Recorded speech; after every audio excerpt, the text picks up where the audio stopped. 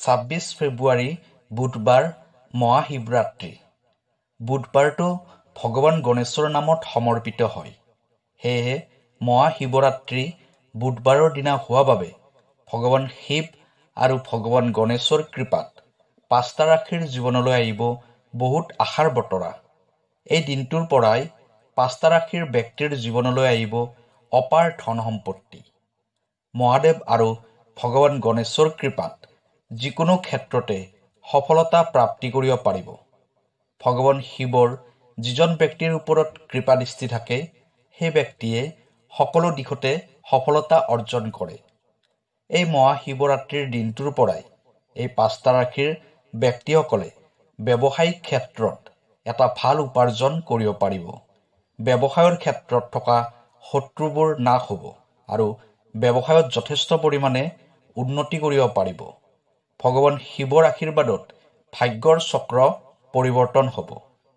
প্ৰিয় দৰ্শক, আছামিজ এষ্ট্ৰলজীলৈ আপোনাক স্বাগতম জনাইছোঁ। মই এষ্ট্ৰলজাৰ ধীৰাজ শৰ্মা। ভিডিঅ'টো শ্বেয়াৰ কৰি দিব আৰু কমেণ্টত লিখিব হৰ হৰ মহাদেৱ, জয় গণপতি বাবা। প্ৰিয় দৰ্শক, যদি আপোনাৰ ব্যক্তিগতভাৱে কিবা সমস্যা হৈ আছে তেনেহ'লে ভিডিঅ'ৰ স্ক্ৰীণত দিয়া নাম্বাৰত আমাৰ সৈতে যোগাযোগ কৰিব। আমি আপোনাৰ সমস্যাসমূহ সমাধান কৰিবলৈ চেষ্টা কৰিম। এতিয়া ভিডিঅ'ৰ পৰৱৰ্তী অংশলৈ যাওঁ। এতিয়া জানি লওঁ আহক ভগৱান শিৱ আৰু ভগৱান গণেশৰ কৃপাত ভাগ্যশালী হোৱা 5টা ৰাশিৰ বিষয়ে। মহাশিৱৰাত্ৰিৰ দিনাৰ পৰা ভগৱান শিৱ আৰু ভগৱান গণেশৰ কৃপাত ভাগ্যশালী হোৱা প্ৰথম ৰাশিটো হ'ল মেষ ৰাশি। যিবোৰ জাতক জাতিকাৰ নামৰ প্ৰথম আখৰটো অ লৰে আৰম্ভ হয় তেওঁলোকৰ মেষ ৰাশি হয়। মেষ ৰাশিৰ স্বামী গ্ৰহ হ'ল মংগল গ্ৰহ। মহাশিৱৰাত্ৰিৰ পৰা মেষ ৰাশিৰ জাতক জাতিকাসকলৰ বাবে অত্যন্ত শুভ সময় আৰম্ভ হ'ব। আপোনাৰ ৰাশিৰ ওপৰত ভগৱান শিৱ আৰু ভগৱান গণেশৰ পৰম কৃপাদৃষ্টি পৰিছে, যাৰ ফলত আপোনাৰ জীৱনত হৈ থকা বাধা বিঘিনিবোৰ আঁতৰি যাব। লগতে আপোনাৰ জীৱনৰ আশাবোৰ পূৰ্ণ কৰাৰ ক্ষেত্ৰত এটা নতুন সুযোগ পাইছে আপুনি। মহাদেৱৰ কৃপাত ধন সম্পদ বৃদ্ধি হ'ব। শিৱৰাত্ৰিৰ দিনাৰ পৰা ভগৱান গণেশৰ কৃপাত আপোনাৰ ৰাশিৰ ওপৰত কৃপা পৰাত আপোনাৰ সন্মান লাভ হ'ব। সামাজিক তথা ৰাজনৈতিক ক্ষেত্ৰত উচ্চ পদ লাভ কৰাৰ আশা দেখা যায়।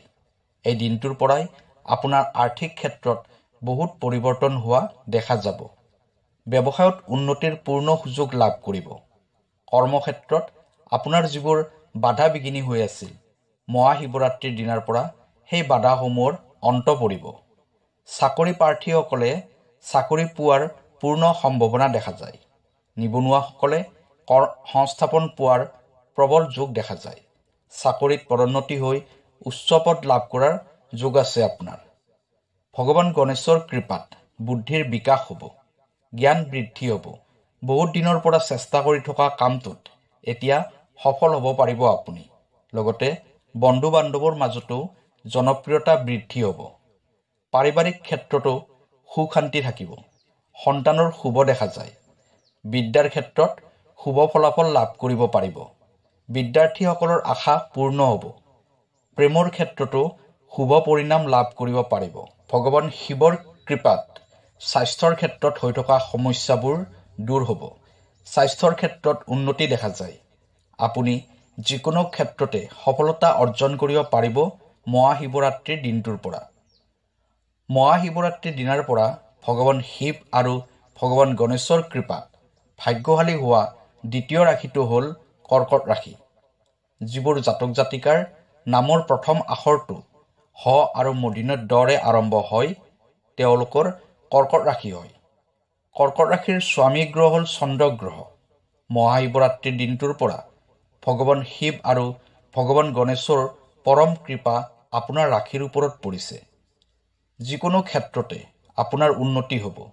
এই দিনটোৰ পৰা আপুনি মনত এটা শান্তি পাই থাকিব।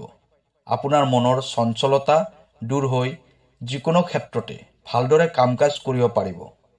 কৰ্কট ৰাশিৰ জাতক জাতিকাসকলৰ জীৱন পৰিৱৰ্তনশীল হয়।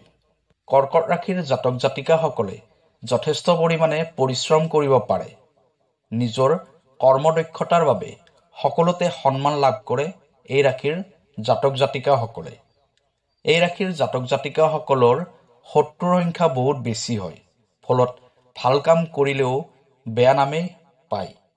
মহাশিৱৰাত্ৰিৰ পৰা মহাদেৱ লগতে ভগৱান গণেশৰ আশীৰ্বাদত ভাল দিনৰ আগমন হ'ব, মনৰ স্থিৰতা আহিব আৰু সকলোবোৰ বিপদ বিঘিনি দূৰ হ'ব।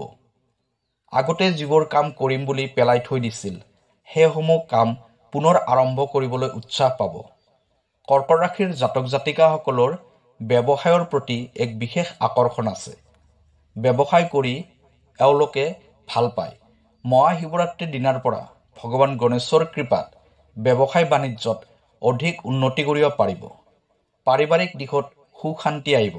স্বাস্থ্যৰ ক্ষেত্ৰতো যথেষ্ট উন্নতি দেখা যায়।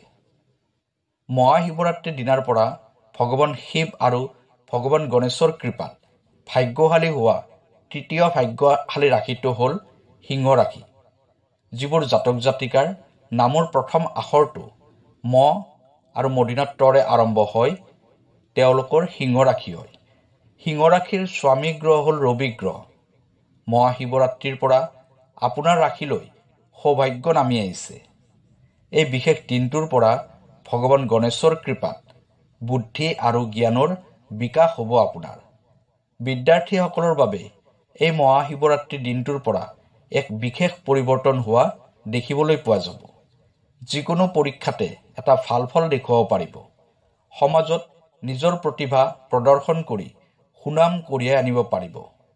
ব্যৱসায়ত অধিক অৰ্থ উপাৰ্জন কৰাৰ সুযোগ আহিছে। ব্যৱসায়ত উন্নতি নিশ্চয় হ'ব। এই দিনটোৰ পৰাই চাকৰিৰ ক্ষেত্ৰত বিশেষ সুযোগ আপুনি লাভ কৰিব পাৰিব। অলপ চেষ্টা কৰিলেই ভগৱান শিৱৰ কৃপাত চাকৰি লাভৰ পূৰ্ণ সম্ভাৱনা আছে। প্ৰেমৰ ক্ষেত্ৰত শত্ৰুৰ ফালৰ পৰা কিছু বাধা আহিব, কিন্তু নিজে ঠিক থাকিলে শত্ৰুৱে একো ক্ষতি কৰিব নোৱাৰে। এই মহাশিৱৰাত্ৰিৰ দিনটোৰ পৰাই ৰোগ ব্যাধিৰ পৰাও আপুনি মুক্ত হ'ব পাৰিব। এই পবিত্ৰ দিনটোৰ পৰাই মহাদেৱৰ পৰম কৃপাদৃষ্টি পৰিছে আপোনাৰ ওপৰত। লগতে ভগৱান গণেশৰ কৃপাত আপোনাৰ জীৱনৰ পৰা সকলোবোৰ বিপদ বিঘিনি আঁতৰি যাব আৰু ভগৱান শিৱৰ কৃপাত আপোনাৰ স্বাস্থ্যৰ উন্নতি হ'ব। মহাশিৱৰাত্ৰিৰ দিনাৰ পৰা ভগৱান শিৱ আৰু ভগৱান গণেশৰ কৃপাত ভাগ্যশালী হোৱা চতুৰ্থ ৰাশিটো হ'ল বৃশ্চিক ৰাশি। যিবোৰ জাতক জাতিকাৰ নামৰ প্ৰথম আখৰটো দন্তীয় ন 29 আৰম্ভ হয় তেওঁলোকৰ বৃশ্চিক ৰাশি হয়। বৃশ্চিক ৰাশিৰ স্বামী গ্ৰহ হ'ল মংগল গ্ৰহ। কিবা কাম এটা কৰাৰ আগতে বহুত হিচাপ নিকাচ কৰিয়ে সেই কামটো কৰে বৃশ্চিক ৰাশিৰ জাতক জাতিকাসকলে। ফলত বৃশ্চিক ৰাশিৰ জাতক জাতিকাসকলে বিপদত কমকৈ পৰে। এই ৰাশিৰ জাতক জাতিকাসকলে যিকোনো বেমেজালিৰ মাজত সোমাব নিবিচাৰে। যিকোনো হুলস্থলীয়া পৰিৱেশৰ পৰা এওঁলোক সদায় আঁতৰত থাকে। মহাশিৱৰাত্ৰিৰ দিনাৰ পৰা ভগৱান শিৱৰ পৰম কৃপাদৃষ্টি পৰিছে বৃশ্চিক ৰাশিৰ জাতক জাতিকাসকলৰ ওপৰত। ফলত যিকোনো ক্ষেত্ৰতে সফলতা তথা লাভ অৰ্জন কৰিব পাৰিব।